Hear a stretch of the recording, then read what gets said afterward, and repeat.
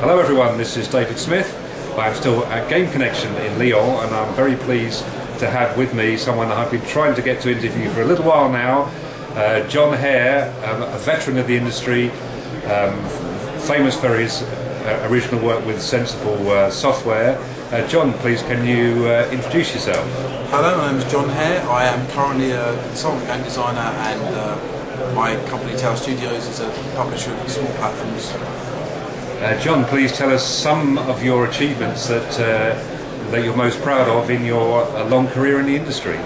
Well, I mean, recently, we keep on getting things coming back from our past now. It's nice we've got 25 years heritage like me. But we had 3 games in the Games TM top 100 games of all time. But last month, I think it was Sensible Soccer, Cannon Fodder on Whizball, which date between 1986 and 1993, which gives you some idea of how long ago these hit games occurred. We've had Sensible Soccer was in the top 10 games of all time as judged by Stanford University, the only European game in the list, the only sports game, the most modern game of the lot. So we're now getting some of these lifetime achievements, which is nice. They're real achievements when you really get the recognition. Fantastic. And your expertise in the industry has been built on, I think, around games design. Tell me a little bit more about your expertise, what you're doing now in this area, and also I think it would be interesting to hear how you got your job in the industry in the first place. Okay, so these days I'm using my experience only of game design, which is kind of broadened into like creative direction, and also working how to manage companies when they're making the game to direct everything properly so that we minimise the problems that can occur from bad development practice from a design point of view mainly. So normally I'll work with a producer as a 2-man management team. I'll be there to look at the quality of the game, to ensure that the structure of the idea at the start is communicated properly, that the idea is sound, always listening to other people in the team to try and hear out problems people are finding or good ideas people have. So I see myself as the funnel that filters all the ideas, decides what gets done, has a go at people when things are going wrong. I'm the guy who sometimes people don't like because I'm forcing people to change something because it's not quite right. But I'm always working with a producer who might say to me, look John, I know you want it to change, but we've only got 1 week and it's got to get out the door. So there's always this dynamic within games development, different people talking and arguing their corner, but for the common good, if you like. So my history, when I first got into the games industry, I was actually with my friend playing in a band. We were musicians, and we didn't have any work that paid us any money because we didn't make much money from our music. And my friend got a job as a programmer, and he needed some help with some art on some work he had, and I helped him out with some art because I'd studied art at college and theatre design actually, and the company liked the work I'd done for him, so they gave us both a job working together. And then about 9 months later we realised we could make a lot more money just doing it on our own without these guys in the middle, so we just set up Sensible Software. This is what happened to us, and 3 months later we took a demo to a publisher, got it signed up. We were lucky, first day sign up, and that started a 13-year career and 10 #1 games and sending our company to co-masters 10 years ago. Fantastic. And do you still think the games industry is a great place to work and for people to join? The great thing about the games industry is always changing.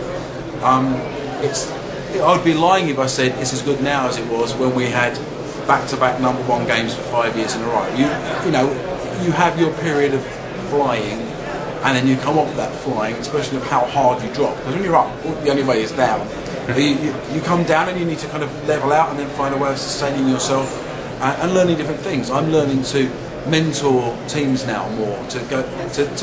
I'm at the front line of game design, but I'm also learning to mentor and help other teams grow, helping them with their business, and I enjoy that side of it. I don't enjoy the multiple platforms we have at the moment. I think there's too many. I think it's making it very hard to make a great games IP that sticks because it's always diffused and it doesn't have the penetration you want into the consciousness of people in the same way. When we did Sensible Soccer, there weren't so many platforms, everyone knew it. It's very hard to achieve that now without enormous marketing money. And finally, Jon, what advice would you give a job seeker looking to get into games as a career? I would say that for someone who wants to get into our industry, they have to understand what our industry is. And a lot of people make the mistake when they come in. They have a fantasy about what being a games developer or a games designer is, you know. As a games designer, if anyone's a designer who wants to come in, it's not about having a great idea and then just going and sitting down and having a can of Coke in an office and waiting until someone does it. It's about, as a designer, your job is to communicate every single aspect of that game to every other person on the development team. If anyone's got a question, you need to have the answer. If you don't have the answer, no one else has had the answer.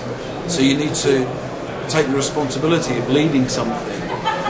If you want to come into a games company as an artist, you know, you need to understand what part of the discipline of art you're going to be doing. You know, we've got animation, modelling, texturing, various different things, 2D art.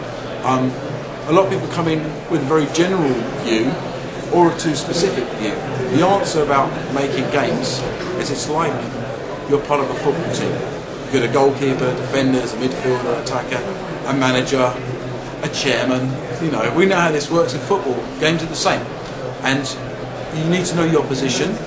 You need to know who you must be respecting, and they sometimes you have to concede to them. They tell you must do something.